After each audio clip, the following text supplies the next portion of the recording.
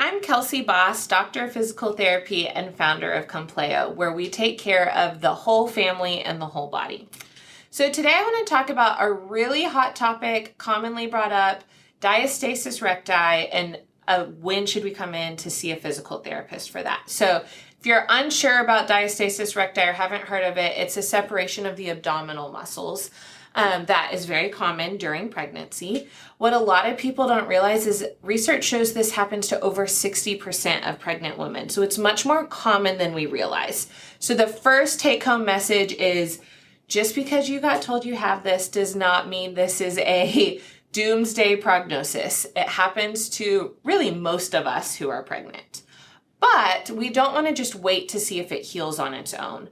So once you've been cleared to recover, so usually about 6 weeks, 6 to 8 weeks, once your OB-GYN has cleared you for more activity, you do want to work with a pelvic floor therapist to, one, assess your diastasis recti. So to see the extent of the separation, you really need a trained professional giving you information on that. We don't really love the home assessments because it's really easy to do incorrectly, and then you start to spiral because you think it's way worse than it is.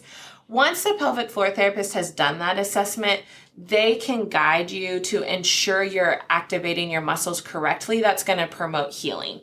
So one of two things can happen when we injure ourselves or as our body changes, and this kind of applies to any injury, but we can either compensate around it and our body does not use our muscles correctly and sends us down one path where we don't use our muscles correctly, so that might cause some back pain, and then we're less active and get weaker, and then our body keeps compensating. Or you can go down the other path where we retrain our muscles to work correctly and heal in the way that our body is intended to work.